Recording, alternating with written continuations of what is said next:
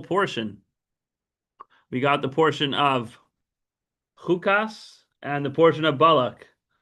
So the cholent is going to be served a few minutes late this Shabbos. If you're coming for the cholent, maybe don't come 12:30, come 12:40. Why is that? Because it's a double portion. I've bunches in double portions. Mm-hmm. You agree it takes an extra 5 minutes? Takes a little bit longer. A little bit more. Don't scare them away entirely, you know? Okay. So, what have we got? In the second of the two portions this week, we have Balak, the king of Moab, witnesses the impressive victories of the Jewish people over the grand, mighty kings of Sichon and Og. And yeah, now the king of Moab was afraid that he's going to be the next target because he's, right around the same region. Mm-hmm. After seeing what they did to Jordan and Egypt, what are they going to do next to Lebanon and Syria? To kind of make it a little more relevant today, right? It's a little scary when people are winning war after war and war, Let's put it this way. The king of Moab was tired of winning, of the Jews winning, I should say. And so he sent messengers to Balaam, who was the non-Jewish prophet, not to be confused with the Jewish non-prophet. This was a non-Jewish prophet, asking him to come and curse the Jewish people. He says, I know that whoever you bless is blessed, and whoever you curse is cursed. You're a man of God. So they went with a whole negotiation back and forth, lots of events that happened along the way. Bilam's donkey started talking to him and pushing him around. Long story short, Bilam arrives in Moab and he tells Balak, listen, remember, I'm only going to do what God allows me to do. But we're going to give it our best shot. Let's talk God's languages. Let's talk God's language. Let's bring him some sacrifices. And so let's build 7 altars and offer 7 bulls, 7 rams upon them. And then Bilam said, I need some time alone so I can, adjust my radio channels so I can hear what God is saying. Adjust his donkey. Well, his donkey was interfering with some of the channels, or anyways. Let's go to the tall man. Let's go right. I don't know. The FM radio was playing AM. It was very confusing. So when Bilam returns to Balak, he had the divine prophecy upon his lips, and he's ready to go. He's like, all right, Balaam, shoot, show us what you got. And to Balak's great disappointment, as we know, instead of curses, Bilam issued forth magnificent blessings with beautiful, poetic, eloquent language. He described the greatness of the Jewish people, their future, and the downfall of their enemies, how wonderful it is that they dwell together. They went back to the drawing board. They're like, well, that scene didn't exactly play out the way we had hoped. And so they made 2 more attempts. They brought more sacrifices. They tried, let's try a different vantage point. They say if you change your place, you change your luck. Maybe they'll have better luck from a different platform. Hoping that a curse will emerge from Bilam's mouth. And of course, blessings kept on pouring out. And when it came to the 3rd prophecy, after 2 failed attempts, this morning in the car, Menachem's like, what should you never do if you always fail your first time in things you try to do? What should you never What do? should you never do if you usually fail the first time you do things? Quit. Well, don't quit. No. Don't go skydiving. Right. Yeah. Oh. Don't go skydiving. If you usually fail your first attempts at things, Don't try skydiving. don't try skydiving. Yeah. Thank you, Menachem. So, wise words from a wise young man. So, anyways, Bilam and Balak, they failed the first two attempts. But they weren't skydiving, so they had a third opportunity. And Bilam, of course, continues to give blessings, telling about the future redemption and the coming of Mashiach, who's going to bring victory, peace, and perfection to the Jewish people. And that's where we open up source one. Jim, you're going to be our starter tonight. Behold the people that rises like a lioness and lifts itself up like a lion. Okay, so what's this lioness and lion? What's going on over here? What's the metaphor that he's saying? So see what Rashi comments. When they rise in the morning, they awake like a lion to snatch mitzvah, to wear tzitzit, to read the Shema, and to wrap a tefillin. So that's what it means to rise like a lion. Grab those mitzvahs first thing in the morning. Don't say, well, first I need to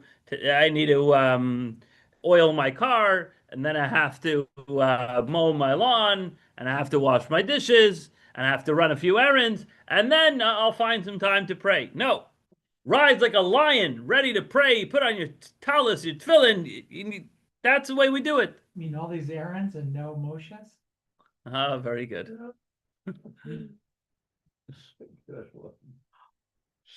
All right, very good. I had a whole weekend of puns. I'm bad. You know, I speaking of puns, you know, we just celebrated Father's Day, and you know, of course, that's synonymous with bad jokes because dad jokes are bad jokes. But I was just led into a brilliant insight as to why that's the case. I saw this comedian, he was saying, you know, it used to be that dads actually made very, very good jokes. The problem was those jokes crossed a line that the rest of society, specifically their significant other, didn't approve of. You know, morbidity and you know, things that were inappropriate, but they were genuinely funny. So after being reeled back and told, you can't say that one, you can't say that one, they got left with, I'm hungry. Hey, hungry, I'm daddy, you know? So that's where the dad jokes came about, because all the other ones were ruled out. So you got left with all the bad puns. Anyways, so let's see what the Rebbe has to say. Larry, go ahead. Who is stronger, a lion or a lioness? The Rebbe. In this week's Torah portion, the verse states, behold, a people that rises like the lioness and lifts itself up like a lion. This refers to the future redemption. Based on this, we can understand the order of the verse. First, like a lioness, and then like a lion. Hold on, I just lost the place. Okay, so let's see the source that the Rebbe is going to now bring from the Zohar. Steve, you want to read that? He crouched during the Babylonian exile. He rested during the exile of Rome. Like a lion who is strong, like a lioness who is even stronger. So too are the Jewish people strong, for the nations try to entice them and pressure them. But the Jews stand strong in their ways and in their faith like a lion. So too the divine presence. Although it is written, the Virgin of Israel has fallen and shall not continue to rise. She is spread out on her soil. There is none to raise her up. She remains as strong as a lion this fall.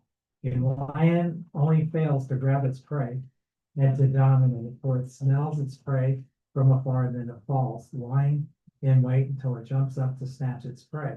So too the divine presence only falls like a lion, to seek retribution from an idol worshiping nations, and to jump upon them as it is written, girded with the greatness of his strength.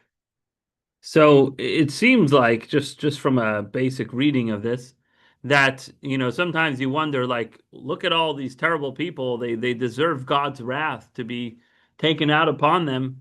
And maybe that's true, you know, maybe we're wrong, but even let's say, you know, the cards line up, you know, in all estimates, certain people should receive God's wrath. It's like, don't worry, the lion's waiting patiently. He's just waiting for the right opportunity. Trust me, he smells it. He knows that that's its prey, but he's going to get it at just the right time. But let's see what the Rebbe adds here. The Zohar states that a lion is strong, while a lioness is even stronger. Accordingly, the order of the verse, like a lioness and like a lion, requires explanation. Seemingly, they should be listed in ascending order, from the lesser level to the greater one. First lion and then lioness, right? It's like he can jump 5 feet, he can jump 10 feet, right? But if you say like he can jump 10 feet and he can also jump 5 feet, it's like, yeah, I don't know what you're trying to bring out over there. So if you're saying that he's like a lion and a lioness, that would make sense because a lioness is stronger. You say it second. But in this case, he's saying lioness first. The explanation is, Why is the lioness stronger? Because she protects her young, or? that's what the Zohar says, that it's Itakifa Yatir.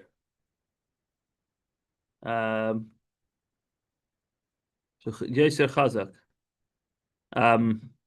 They have that womanly viciousness in them. Perhaps, I don't know. Just what it says. So the Zohar states that a lion is strong while a lioness is even stronger. Okay, I read this paragraph. So why does it say it in that order? The explanation is that this verse refers to the era of the future redemption. As many things in the Zohar often allude to the future redemption. After the work of refining the world has been completed. At that time, there will no longer be a struggle to refine the world, because I will remove the spirit of impurity from the earth. Therefore, the sequence will be first the strength of the lioness, and afterwards the lion. So let's try to understand this, because it seems like the lion is no longer necessary if you have the lioness, right? During a battle, one advances from a lower level of strength to a higher one. It is impossible to begin immediately with the greatest intensity, because at the outset of the battle, that level of strength has not yet been reached due to the opposing force. As the battle continues, greater and greater strength emerges. So in other words, in a conventional war, combatants don't, put all their cards on the table right from the very beginning. Instead, the commanders preserve some of the forces, some of their more powerful munitions and specialized capabilities for later stages of the conflict, right? Especially if your goal is to make the enemy surrender. If you can make the enemy surrender by a lower degree of force, why pull out all the stops? Why show your greatest level of force right from the beginning? Especially, you don't know how long the war is going to last. You're not going to use up your greatest munitions right in the beginning, and then you're left with just the cheap, not such good stuff. And if you have to escalate the war later on, you have no escalating power. So it's normal and conventional to start out with a relatively limited degree of force, and then as needed, you increase that force. Now, once the struggle of, the Rebbe continues, once the struggle of refinement has been completed, the initial strength will be that of the lioness, the greater strength. Afterwards, however, there will no longer be a need for such intensity, because the opposing forces will steadily diminish, and the strength symbolized by the lion will be sufficient.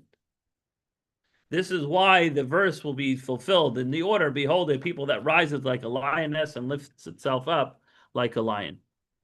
So when the war is at the final stage, and it's clear that you need one decisive blow, one really, really powerful blow to break the enemy completely, then you pull out all stops. You're going to do that. You're going to give it a real zets, and that's it. The war is over because you conquered the enemy. And then once you've conquered the enemy, and then you could start scaling back. You could say, we're going to pull some of the troops out, and then gradually, we can, just end the war completely, right? Um, and that's why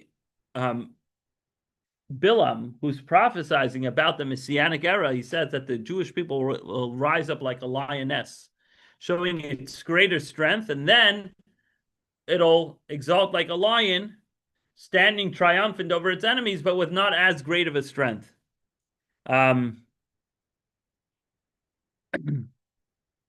Now, it's interesting how the war in Iran was also called Am Kilavi Yakum. The rising lioness, actually, Kilavi means a female lion. And the America called it Epic Fury, right? Right. No, or was that the 12-Day War? No, I'm talking about recently. Which war was called Am Kilavi Yakum, Rising Lion? Was that like That was 4 months first- ago, or that was a year ago Was the one in July. of last year? Yeah. The 12-Day War, as it got called. Okay.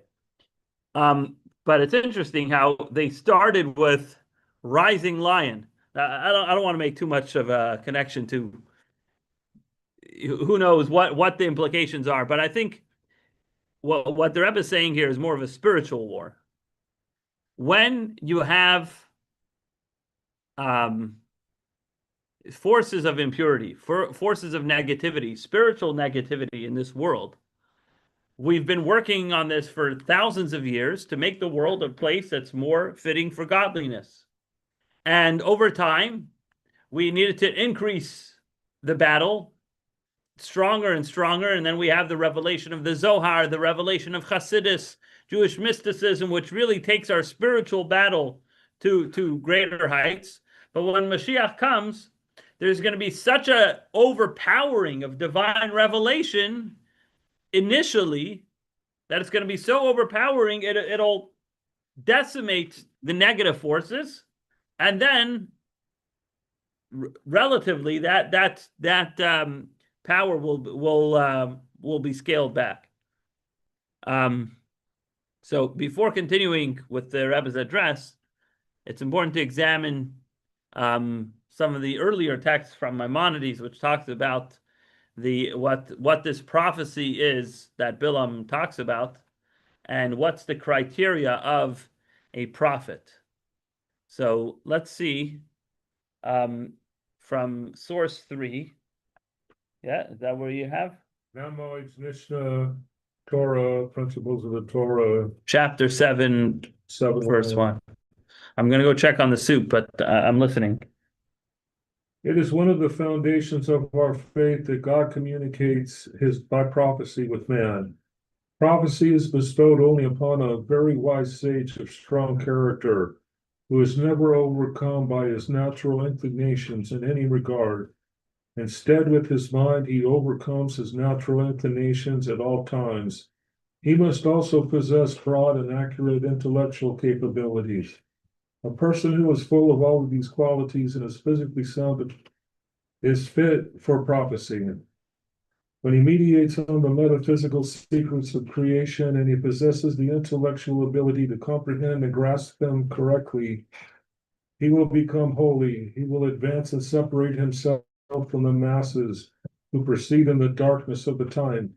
He must continue and diligently train himself not to have any thoughts whatsoever about fruitless things or the vanities and intrigues of the times. Instead, his mind should constantly be directed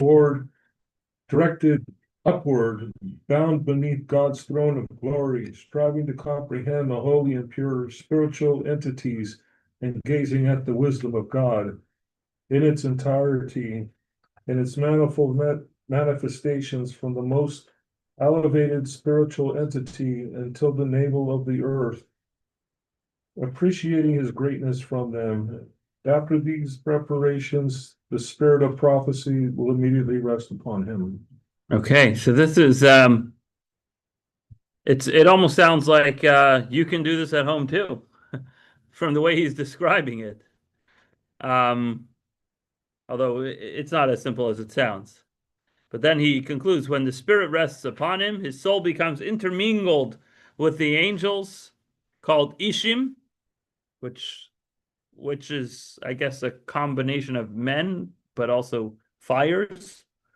and he will be transformed into a different person and will understand with a knowledge different from what he had previously. He will rise above the level of other wise men, as the prophet Samuel told Saul, the Spirit of God will descend upon you, and you shall prophesy with them, and you will be transformed into a different person. Okay, so that's kind of the Maimonides is saying that here's a real life example of somebody who went from non-prophecy into the realm of prophecy. So that's some of the requirements for somebody to potentially be a prophet. Now, he's not saying that this is like something you should try to do, but what he is saying is that without doing this, one cannot be a prophet. Let's see source 4 from a Kabbalistic source, Share Kedusha. Larry. Divestment of the soul from the body, absolute concentration on the spiritual. Even though he may be fitting that the spirit of prophecy should rest upon him, he nonetheless must utterly divest and separate himself from all material matters. He will then be able to adhere to his spiritual soul root. Now, this divestment, as discussed in holy books on the matter of prophecy and the Holy Spirit, is not a literal divestment, in that his soul does not actually depart from his body as it does during sleep. For if so, it is not prophecy, but merely a dream, like any other dream. In contrast, when the Holy Spirit rests upon man, his soul is manifest within his body in a conscious, waking state. It does not depart from him. Rather, what is meant by divestment here is that he removes all his personal thoughts completely. That is, though he has the power of imagination in him, which is drawn from his animate soul, he causes the power to stop imagining, thinking, or ruminating over any matters of this lowly world, as if his soul is left him. He then transforms the power of imagination of his thoughts and directs it to depict his ascent, as though he is ascending to the roots of his soul in the upper worlds, from one level to the next, until his power of depiction arrives at its supernal source. The forms of all these lights should be engraved in his thoughts, just as he sees when his power of imagination pictures matters of this world in his mind. That is, though he does not actually see them, he sees them in his mind as known in the natural sciences. Okay. This whole thing lost me. I feel like I need to read it again, unless how did you perceive that? I think reading it again is a good idea. Okay, let me give that another shot. I think it's ready. You want to bring it? All right. Even though he may be fitting, let me go back to source 4. Even though he may be fitting that the spirit of prophecy should rest upon him, he nonetheless must utterly divest and separate himself from all material matters. He will then be able to adhere to his spiritual soul root. So, in other words, it almost sounds like if you're connected to your soul root, then you're good. You could basically be a prophet. The difference between you and I and a prophet is that our material matters get in the way. But if we can stop that from getting in the way, forgot to bring a I'll go grab one trivet. Now this divestment, I'm just reading it again because it's a little. Oh, you can put it there. Simi, we found one. We're good. Now, Yep. Yeah. this. Your hand up? No, wait. Yes, I did. Now, this divestment, as discussed in holy books on the matter of prophecy and the Holy Spirit, is not a literal divestment, in that his soul does not actually depart from his body as it does during sleep. For if so, it is not prophecy, but merely a dream like any other dream. In contrast, when the Holy Spirit rests upon man, his soul is manifest within his body in a conscious waking state and does not depart from him. So what he's saying is twofold. Number one, it's already there. It's not something new that has to happen. Me too. In that you just have to divest from the materiality of your body. But second is he's saying that this is not that you're going into a sleep state, because then you're just dreaming. The point is to have these visions while you're awake. Rather, what is meant by divestment here is that he removes all of his personal thoughts completely. So in other words, it's a very humbling experience. That is, though he has the power of imagination in him, which is, though he has the power of imagination in him, which is drawn from his animated soul, he causes this power to stop imagining, thinking, or ruminating over any matters of this lowly world, as if his soul has left him. He then transforms the power of imagination of his thoughts and directs it to depict his ascent, as though he is ascending to the roots of the soul in the upper world from one level to the next, until his power of depiction arrives at its supernal source. So the way I'd summarize that is, stop imagining what your animalistic body wants to imagine, and make yourself a vessel and a receptacle for what's going on in your soul. That's what he's saying. The forms of all these lights should be engraved in his thoughts, just as he sees when in the power of imagination pictures matters of this world in his mind. That is, though he does not actually see them, he sees them in his mind, as known in the natural sciences. So basically, you can know it with such a powerful degree of knowledge as if you're seeing it. Comprende? How's the soup? What did you just say? I'm trying to get your daughter to know that it's very, very. Very, Mhm. very, very hot. Very, very hot. Would you like soup? Yeah. Yeah, I guess I'll have some. Here, So, What's the matter? What do you want? in other words, prophecy means divesting yourself from what you are used to, from what your physical body normally experiences. Let's see back in Maimonides, where he describes how all prophecies are conveyed not through direct speech, but by means of allegory and metaphor. What do you need? This is very, very hot. I don't know if it's a good idea to sit on my lap right now. my different lap. I'm white now. Prophecy comes as a vision rather than as words by a prophet. So sometimes prophetic books like the books of the Tanakh record interpretations of the vision that the prophet sees. Other times they prevent the vision and the meaning of that vision. What's the thing with Daniel? I saw the writing on the wall, right? Right. So he's saying the vision, then he's saying what that vision means. But sometimes the prophet just says, this is what's going to happen. Now, did he receive it as words? Not necessarily. Maybe he saw it as a vision, like an image and a screenplay in front of him. And now he's conveying it through words. And sometimes you'll see it written down as the screenplay, and sometimes it's just the message. Sometimes it's both.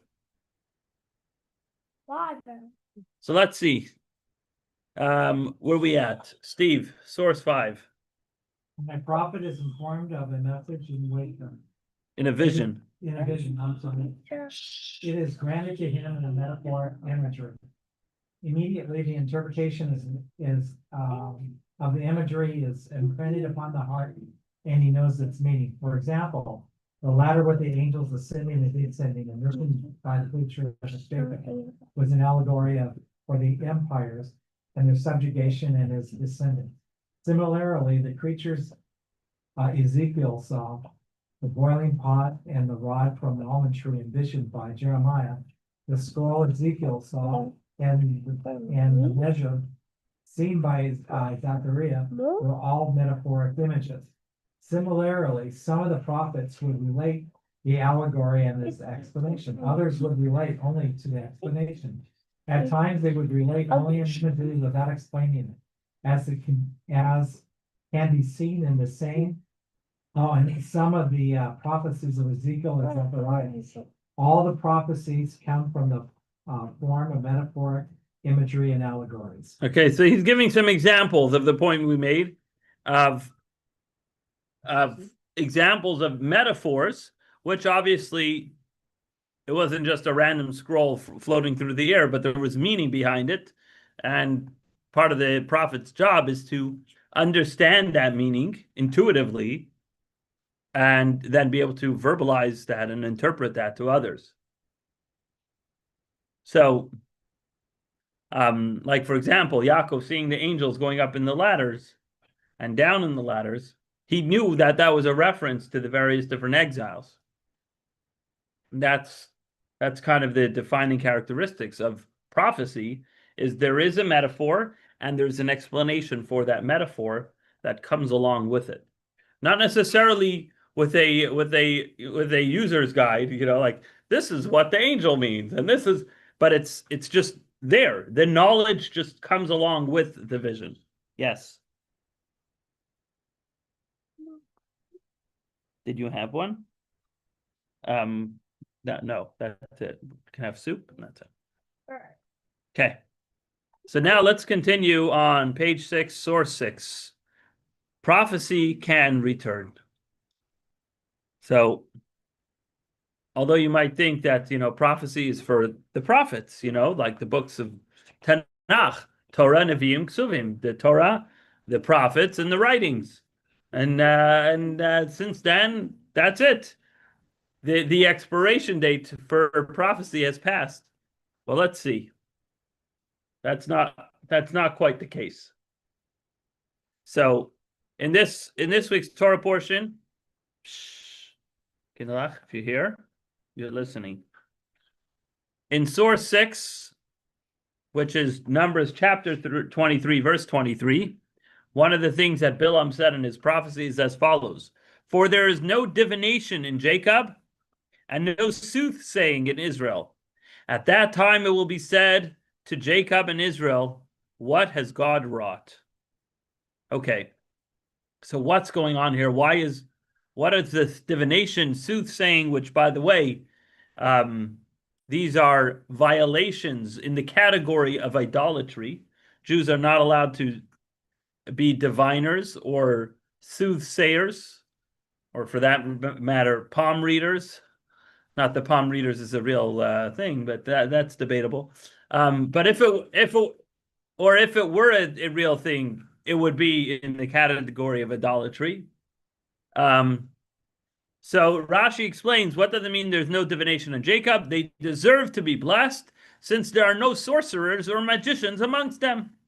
There are fake magicians, right, Yoey? Where they're just pretending. What? They're just moving their hands really fast and tricking your eyes, but they're not doing real magic, right? At that time, it will be said to Jacob, says Rashi. At that time, it will be said to Jacob, there is destined to be another time such as this.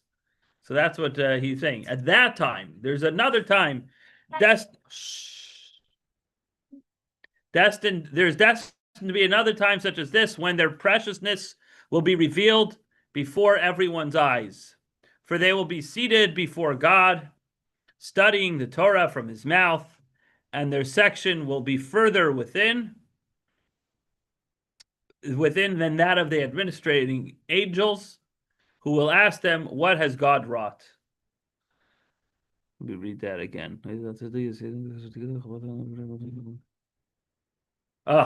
So basically, the angels will ask the Jews, like, whoa, what? How do you guys get hooked up with this? Like, how do you get all these connections that we, we don't even get to study Torah from God the way you guys are doing this? And that's pretty impressive. And so Bilam is prophesying, saying the Jews will attain such a level of closeness with God and his Torah that even the angels will be jealous of. Let's see what the Rebbe says over here.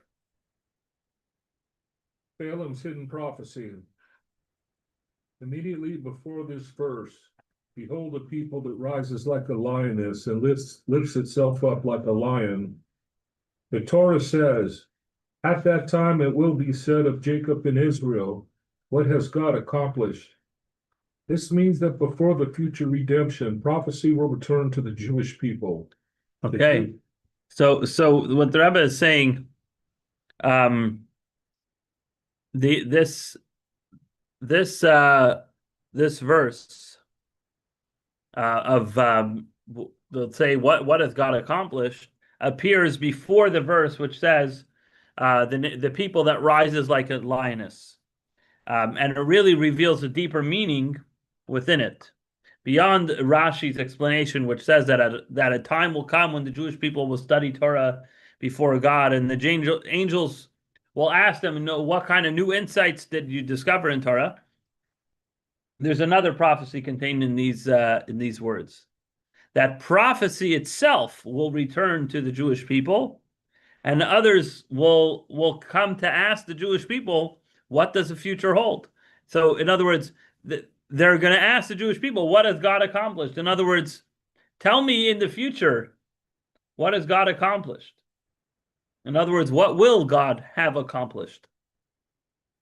So the Rebbe continues, the Jerusalem Talmud comments on the verse that at that time it will be said of Jacob that Bilam spoke these words at the midpoint of the world's history. Here's the source that the Rebbe is referring to. Rabbi Hanina, the son of Rabbi Avo, said, this evildoer, Bilam, lived at the midway point of the existence of the world. What is the source for this? At that time, it will be said to Israel what God wrought. So there's going to be a little numerology over here in the next section. So if you don't mind, I'm going to continue reading this so we understand what's going on. The Rebbe says like this, Maimonides writes in his Igeret Teman, his epistle to the Yemenite Jews, that Bilam made the statement in the year 2488 from creation, which is the year the Jews entered Israel. This is the meaning of the phrase, at that time. After such a span of years will pass, namely in the year 4976, prophecy will return to the Jewish people. So we are now in 5786. So that means 800 years ago, prophecy has returned to the Jewish people. In other words, he's saying there's prophecy now, and at that time, in the equal time, 2488 plus 2488, which was about 800 years ago, prophecy will return to the Jewish people. Here's the quote from Igeret Teman.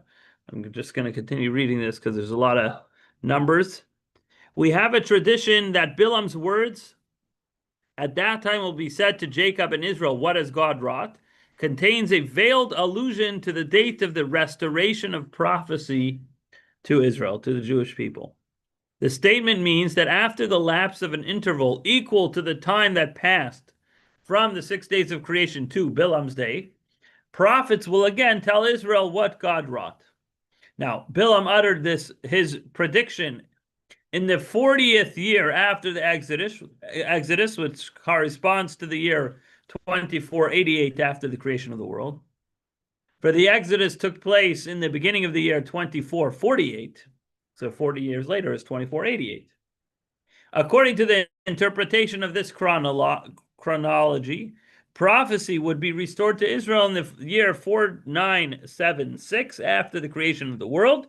It is certainly the case that the reappearance of prophecy in Israel is one of the signs heralding the approach of the Messianic era. As the verse states, and your sons and your daughters shall prophesy. It's from the book of Joel. So the Rambam, who lived, let's see, what year did the Rambam live? 1100s. So that's right after what he just said. Right. What's the Hebrew years that Rambam lived? Let's see. Rambam, Rabbi Moshe ben Maimonides, lived from the Hebrew year 4895 to 4965. Okay, so basically what Maimonides is saying, that 10 years after his death, prophecy will return to the Jewish people. Okay, so this wasn't by any means him tooting his own horn. Far from it. He was just saying that, good things are about to come. You're using Siri?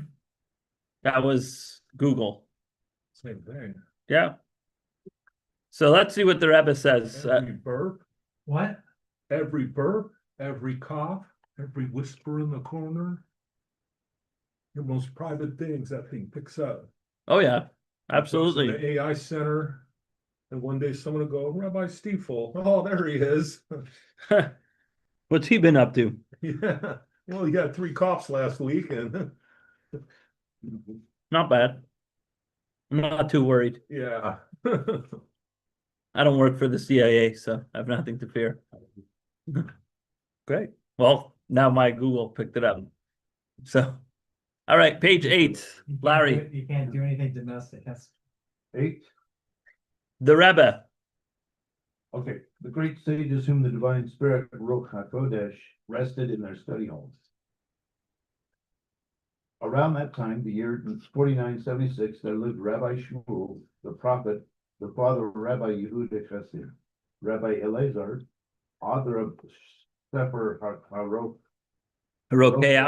Rokeach, Nachmanides, who authored several works on Kabbalah and is described in the writings of the Arizal as one of the great Kabbalists whose teachings can be relied upon. The Ravad, in whose study all divine inspiration was revealed, Rabbi Ezar, the prophet, and Rabbi Yehuda Chassid, of whom it was said that had he lived in the era of the sages of the Talmud, he would have been one of them. And had he lived in the era of the sages of the Mishnah, he would have been one of them. And had he lived in the era of the prophets, he would have been a prophet. So in other words, he is basically a prophet, except he missed the cutoff window after the 24 books were canonized. And so he didn't get his book published, along with Zechariah and Jeremiah and the rest. But otherwise, he's pretty much right up there.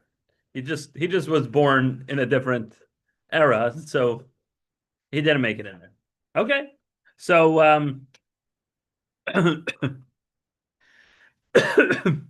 these are some of the greats that came around after Maimonides.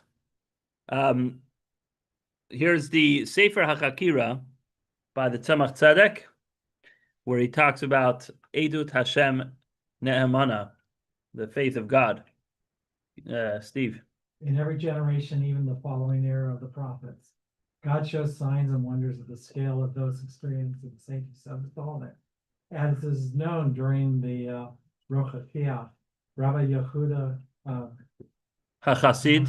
Chassid, and I was looking for it in Hebrew. It's easier. And their colleagues who were men of the great miracles. After that era, the Arizal was also known as incredible wonder that God would perform for them. Right. What was that Rizal famous for? He, He was a Kabbalist in Sfas, right? but he didn't write nothing. That was His Reb Chaim Vital, his student, wrote down his teachings, because he died young.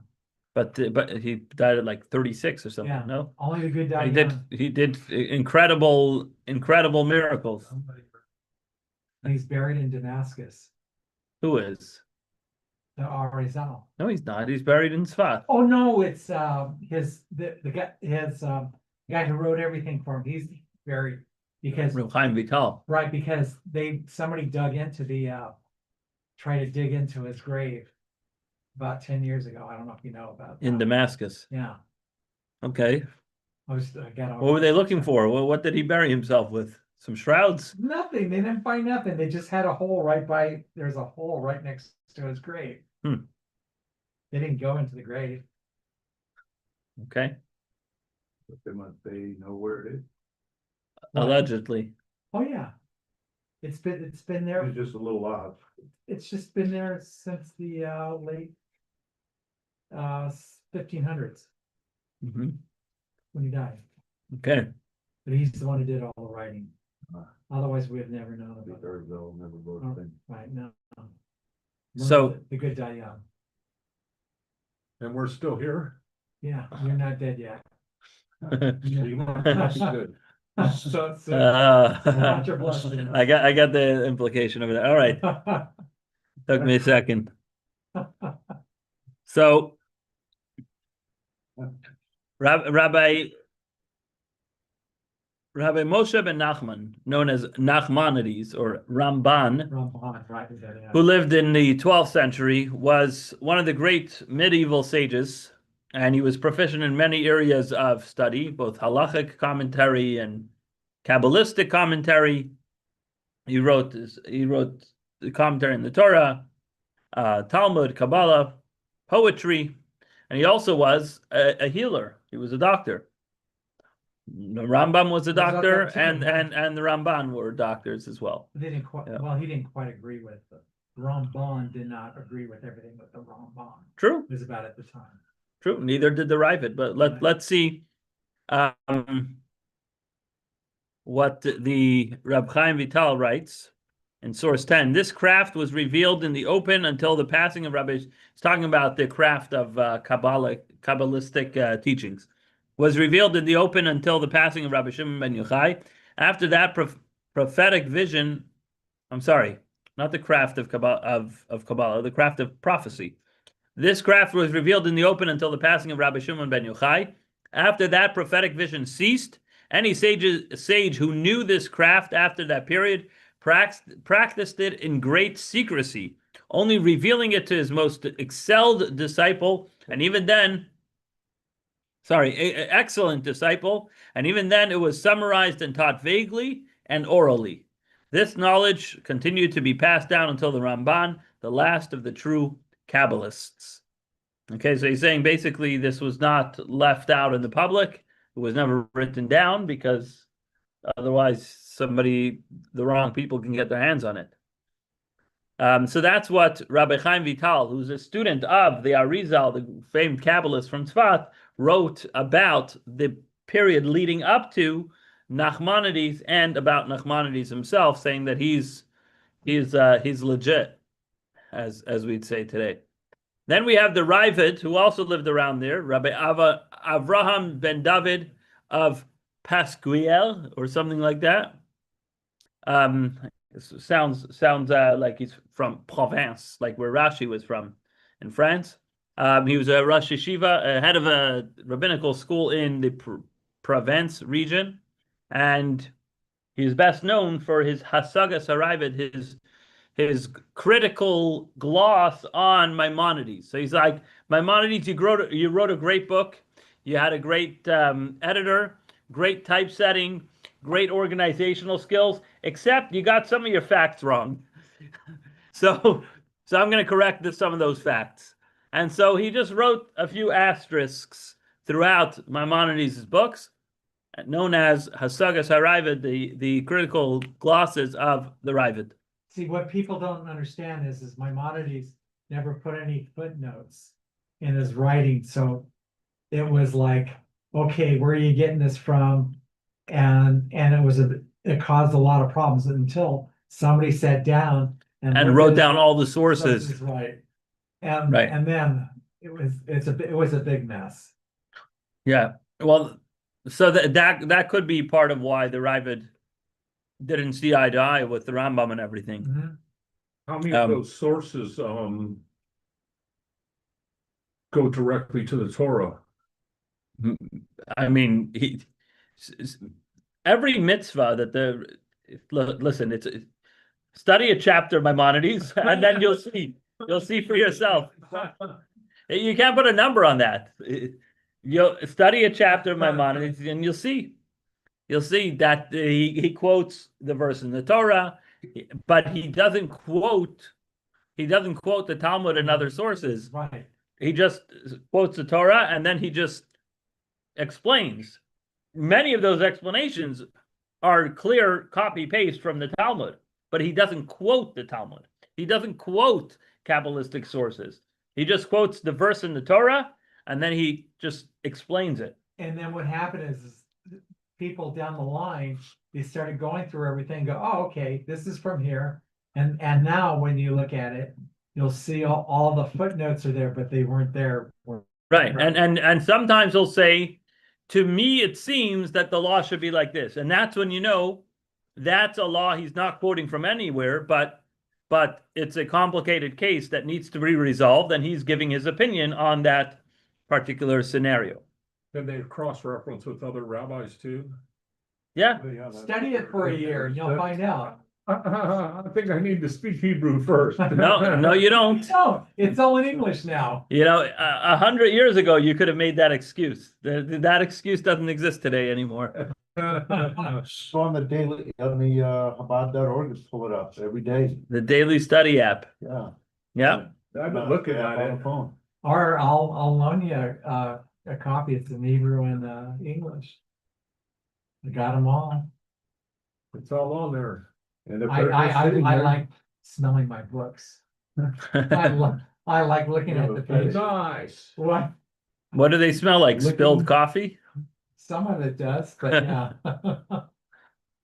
All right, back to the Ravid. So the Ravid writes a gloss, a counter argument to some of the points that Maimonides makes. And the Ravid's father was a great Kabbalist who taught what he knew Kabbalistically to him. And the Ravid lived in the 12th and early 13th century. And this is what the Ravid actually writes about himself. look at this. Source 11. He writes this in the Laws of Lulav. Divine inspiration has come upon our academy several times, and we have gleaned that this is invalid. Talking about a particular type of lulav, either grown a certain way or whatever it might have been. Or elsewhere, he writes in the Laws of the Temple building, so has God revealed to me a secret to those who fear him. Like, wow. Well, it's actually partially a paraphrase from Tehillim where it says, Said Hashem lireav of risei la'idiyam. The secret of God is to those who fear him, and his covenant to let them know. So he's saying that God has revealed to me a secret to those who fear him. In other words, speaking about himself in third party, he's saying, basically, God told me this is the law. So what's that if not prophecy, right? Okay, let's see what the Rebbe says about all this. Who we up to? Who wants to read? Oh, you were gonna read, okay. The Rebbe. Since prophecy is returned, the verse, a people rises like a lioness, can also come to fruition. Accordingly, the return of prophecy to the Jewish people had already begun. Consequently, the verse that follows, at that time it will be said of Jacob, behold, a people that rises like a lioness and lifts itself up like a lion, referring to the future redemption, could already have been fulfilled. However, because the generation was not yet worthy, we continue to endure suffering. In other words, really, Mashiach should have come in the year 4976. But for whatever reason, there's been some traffic, and he got delayed. I don't know if it's air traffic control or just the 405. I don't know where he got stuck, but things are happening in a messianic way, meaning there is prophecy that has been returned. Keep going. Several generations later, as the coming of Mashiach drew nearer, return prophecy among the Jewish people occurred once again through the revelation of the Baal Shem Tov and his disciples, continuing through the Alter Rebbe. The same praises that had been said about Rabbi Your favorite rabbi. Yehuda Kahasid had been applied to the Alter Rebbe and to an even greater degree. After him, this continued through the Rebbe's who succeeded him down to our generation with my revered father-in-law, the Rebbe. Okay, you're getting some real Chabad indoctrination over here. Watch out. Okay, let's see what the Tzemach Tzedek writes over here in source 12. Steve? The Baal Shem Tov, the likes of whom never existed since the early scholars accomplished incredible miracles. Okay. As I heard from my grandfather, that the real Baal Shem Tov and his prime student, the Magi, could also see from one end of the world to the other clearly. This was This was because of the light created on the first day by God, which was hidden in the Torah, was revealed to them. Wow. So You get it? they're like, we basically, God has revealed certain things and then hid them, but to them it's all open. They're like, I see exactly what's happening. So, you know, a story that I heard about, it's actually about my cousin-in-law's grandfather, Moshe Greenberg from Israel. He's a chassid in the last generation. He has, I believe, 17 children around the world. Most of them are Chabad Shluchim, a few of them in China, one in Anchorage, Alaska, another one in Ohio, and El Paso, Texas, and all sorts of places around the world, and probably a handful in Israel as well. But he was in New York for Tishrei, for the holidays, especially Sukkot, to be with the Rebbe. And I don't know if this was like in the 60s or somewhere around that neck of the woods. And it was on Sukkot, and he got a phone call. Mazel tov, your wife had a baby boy back in Israel. I guess it was a little early. So he's like, well, I was hoping to spend, these few weeks with the Rebbe in New York, but now I have a baby boy, so I got to get back home, because if it was a girl, okay, fine. What's the rush? She'll figure it out. but it's a boy, and as a father, you have an obligation to circumcise your own son. The fact that nowadays we hire somebody else because we have unsteady hands or whatever it might be, that's us hiring the mohel to circumcise our sons. But the obligation is upon the father, so he can't miss his own son's bris, even if it means he's giving up being Yom Tov with the Rebbe. So, right out, I think it happened on Sukkot, if I'm not mistaken. Right after Simchas Torah, he goes into the Rebbe for Yechidus, for a private audience, and he says, I have to go back home sooner than I had planned. I had planned to stay for a little while longer, because my wife, thank God, gave birth to a baby boy, and I have to go back for the bris. The Rebbe asks him, why do you have to go back? And the Rebbe was not hard of hearing. That was not the issue. But he repeated to himself, and the Rebbe asked him twice during that audience, why are you going back?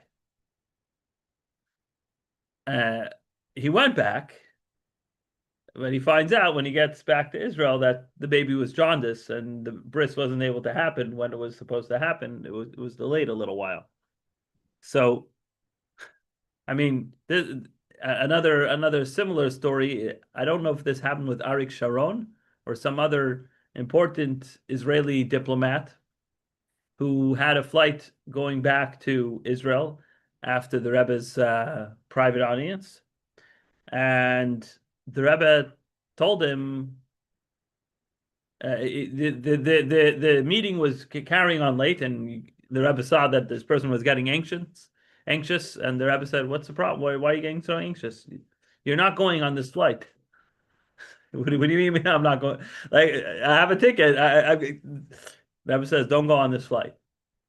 Well, the meeting ended too late for him to go on the flight anyways. Unfortunately, there was some sort of, I don't remember, there was some sort of mishap. I don't know if it was a hijacking, a crash or something, but there was something that didn't work out too well, let's just say. So he asked the Rebbe, wait a second, why are you playing these games?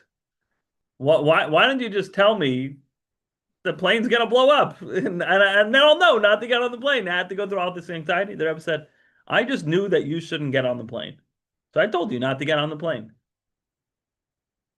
So there's something where there's a certain light, a certain vision that a prophet is able to see.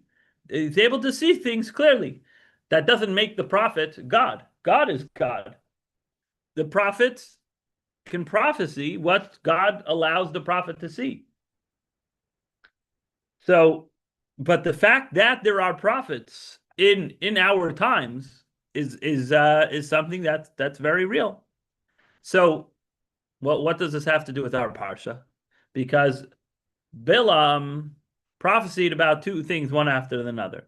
First, he talks about the return of prophecy, and then he says there's a people that's rising like a lioness. So the Rebbe says if prophecy was already fulfilled in that the verse that Bilam says, what has God wrought, right? In other words, that we will be able to say what's going to happen, that we will have prophets amongst us, that prophecy will return. If that already happened, says the Rebbe, people rising like a lioness could also happen. Let's see now on page 11. The Rebbe says like this, but it says that divine inspiration departed. The sages said, when the last prophets, Haggai, Zechariah, and Malachi passed away, divine inspiration departed from Israel. Where does it say that? It says in Gemara Yuma, at the end of Gemara Sota, it says basically prophecy has expired. This would seem to imply that no prophet can arise in our times. But this is not the case, because the sages explicitly state in several places that divine inspiration continued even afterwards. Therefore, when they said that divine inspiration departed from Israel, they meant that from that point onward, it was no longer common as it had once been, not that it ceased entirely. So in other words, mass prophecy, or what do they call it nowadays? Systemic prophecy has ended with Haggai, Zechariah, and Malachi. So when you look at the 24 books of Tanakh and you see the last three, Haggai, Zechariah, Malachi, you know that that's when mass prophecy ended. After that, it was only to select few. In other words, prophecy rests only upon someone who has attained many great levels of spiritual refinement that serves as preparation for prophecy, as Maimonides explained. Since later generations generally do not measure up to the stature of earlier ones, people are typically not worthy of prophecy. But this does not mean that heaven decreed an end to prophetic revelation. This also explains why the expression used in that divine inspiration is that divine inspiration nistalka, departed from Israel, rather than that it was batla, a paska, abolished or ceased, which is very different. Departed means it's less attainable, right? Prophecy itself was not abolished or terminated. Rather, it withdrew from below because there were no longer individuals worthy of receiving it. If, however, a person were to become worthy of receiving prophecy, divine inspiration and prophecy could very well rest upon that person even today. So is prophecy still around? Yes or no? The answer is not being mass produced on a commercial level, but you can buy it retail. This resolves a difficulty in Maimonides' writings. Although he discusses many details regarding prophecy, he never states that prophecy became impossible after the passing of the last prophets until the coming of Mashiach. In fact, while he does mention circumstances in which prophecy may not rest upon a person, he gives no indication that prophecy cannot exist in our times. On the contrary, after listing the qualifications required for prophecy, he concludes that immediately divine inspiration rests upon him, right? You remember he gave a whole list of qualifications. You have to humble yourself. You have to get rid of your ego and this and that, right? But once you do that, it's your get out of jail free card or get to heaven free card, whatever you want to call it. You get prophecy, indicating that prophecy depends only on those qualifications and not on any other condition. Furthermore, in the Igeret Teman, epistle to Yemen, Maimonides goes on to describe a man who lived relatively close to his own time and who foretold numerous events, all of which came to pass. Maimonides writes, this proof demonstrated, before all, that he was unquestionably a prophet. Thus, not only did Maimonides possess a tradition passed down from his father and grandfather that prophecy would return to the Jewish people, but he also personally testified that there had been close to his home a man who was unquestionably a prophet. So in other words, he wasn't just saying like theoretically prophecy could exist, but he's like, that guy who you all know in Yemen is an actual prophet. Not 1,000 years ago, not in the times of Moses or the times of Zechariah, but in the times of Maimonides. He's like, yep, that guy, he's it. Now, it's important to recognize at the same, if I'm not mistaken, in the same letter to the Yemenite Jews, Maimonides cautions against a false Messiah. I think we learned about that in the rabbinic responsa course, right? We talked about the false Messiah phenomena and how Maimonides clarifies that so and so is fake, it's a farce. But as part of that letter, he also says, but so and so is a real prophet, and you have to treat him as such. Now, he didn't make it up. Maimonides didn't make up who he thinks is or isn't a prophet. There are sources in the Torah, in Deuteronomy, in source 13, chapter 18 of Deuteronomy. There are verses that tell you how to identify who is indeed a prophet. God says, Moses is not the last guy to talk to me and to reveal communications, but there will be prophets in the future. Now there will be fake ones who just purport to be prophets but aren't actually prophets, and there will be real ones. And here is some of the verses that tell us how to figure that out. Want to read that? 13. Yep. The Lord your God will raise up for you a prophet from among your brethren, like me. To him you shall listen.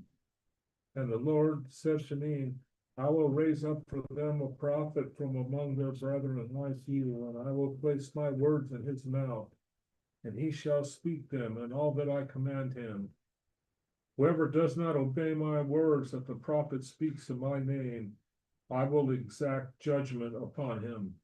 Okay, so Moses is saying, you don't mess with God's prophets, right? Let's see what the Rebbe says, Larry. The Rebbe, this idea is also emphasized in the Torah portion of Shoftim regarding prophecy in Deuteronomy 18:15 and onward. The Lord your God will raise up for you a prophet from among your brethren like me. To him you shall listen. And the Lord said to me, I will raise up for them a prophet from among their brethren like you, and I will place my words in his mouth, and he shall speak to them all that I command him. The entire role of a prophet is. I just want to, before we go into the Rebbe's insight in what the job of a prophet is, I want to just clarify something that is not mentioned here, but Maimonides clarifies that in order for somebody to be a prophet, besides for being humble and allowing the Spirit of God to rest in them, etc., they have to be Torah observant. They have to be somebody who's actually religious. They're keeping to the Torah. It can't be somebody who's a magician, but eats pork and drives on Shabbat and doesn't do any of the commandments. But he has to be somebody who is already obeying the commandments of the Torah, and in addition to that, is able to tell the future, and it comes to pass. Means he's a from. He's From. He's religious, yeah. But he's able to tell What did you say, Steve? It's a Yiddish word, which means a religious Jew. So I would agree with Steve that a lot of these prophets, when they had these visions, these guys were fasting for like 3 days to a week. And if you do that normally, you're going to see some things. But if you're, like you said, someone who's really studying the Torah and involved in it, and you're praising God this whole time, yeah, God will probably show you some of his visions. yeah, the point is not to see your own visions, it's to see God's visions, right? I have some people who have taken some stuff and have seen some things, but that's not what a prophet is. A lot of I those. can attest to that. Said I can attest to that. People can say all sorts of crazy things, but there's specific criteria, and part of that is obeying God's commandments, living that life, and being able to foretell the future, and it comes to be. Now, it could be something benign, but it's the fact that you can tell the future illustrates your authenticity. After that, if they come along and say, God said you should do such and such, that as long as it's not contradicting what the Torah says, you have to obey them. Now, sometimes, like in the case of Elijah the prophet, even though God said explicitly sacrifices can only be brought in Jerusalem, not anywhere else throughout Israel. Elijah the prophet, specifically for the case of the Baal's prophets, and to refute them and to show that God is truly king, said temporarily we're going to create an altar outside of Jerusalem on Mount Carmel, but it's only a one-off thing. He's not abolishing what the Torah says, but he's quantifying it and saying for this specific instance, it is required. But he had already proven his ability to tell the future. He had already proven his ability to obey the Torah and live a religious Jewish life.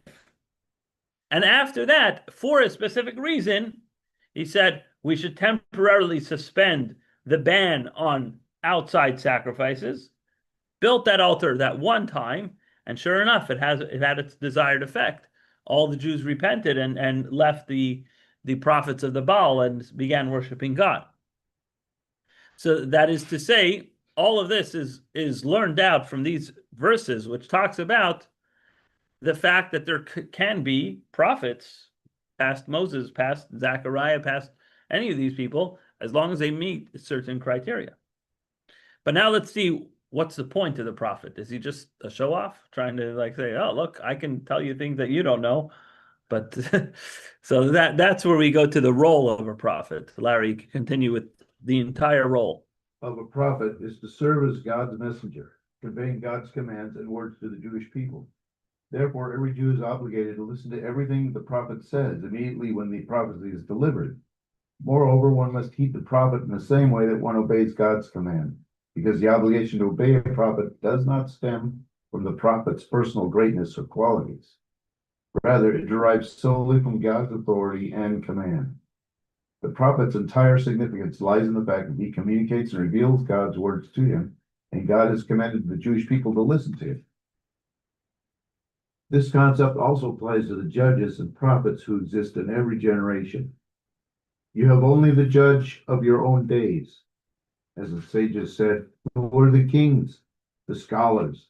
This is because Torah scholars represent the authority of the Torah, especially those who issue practical legal rulings, regarding whom the sages said, the word of God refers to Jewish law.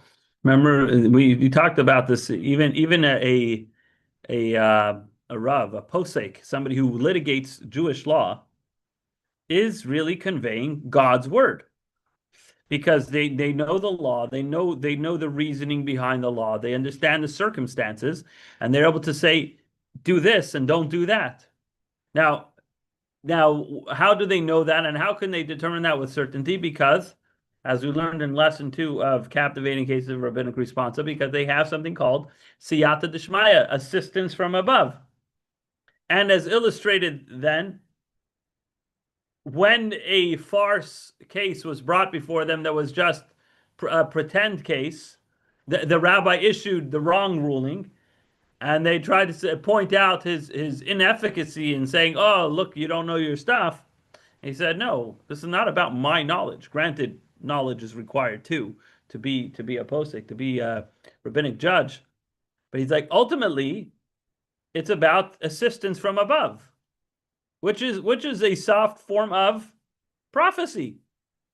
That God is telling that rabbinic judge, this is the law. But that assistance, that divine assistance, that divine revelation is only possible if it's a real case. If it's just a pretend and we're just doing an exercise, then why would God reveal himself just for an exercise? If it's a practical case. So the word of God is Jewish law. Keep going. It is also connected with another interpretation given by the Talmud. The word of God refers to the end of day, meaning the teachings and guidance of the judges and prophets concerning the true and complete redemption. The same applies to the prophet of the present generation, namely the leader of the generation. All of his instructions and directives must be carried out and without delay. In other words, we got to listen to the Rebbe. That's what the Rebbe is saying. God also fulfills the words of the prophets. Shlomo. Since God's conduct follows the principles of measure for measure, when the Jewish people operate such and obey the rulings of the judges immediately without the need for enforcement, God's conduct follows the same pattern and he will bring the true and complete redemption immediately.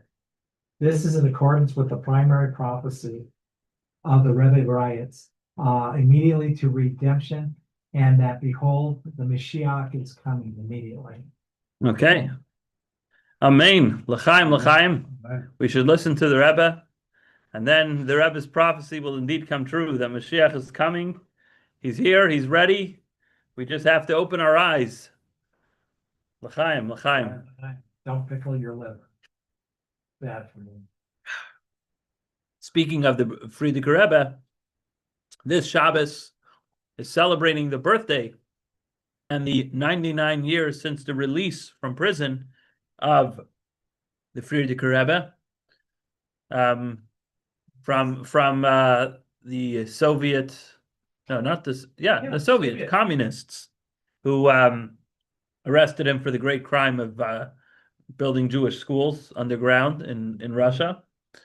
And so we'll be celebrating this Shabbos with services Shabbos morning, and of course a community Shabbat dinner Friday night, which I believe, I don't want to put you on the spot, but you'll be there. Yes. You'll be there. And at this point, you don't have a choice. You'll be here too. So, and all those who are watching, if you're watching this on YouTube before Shabbos, June 26th, 2026,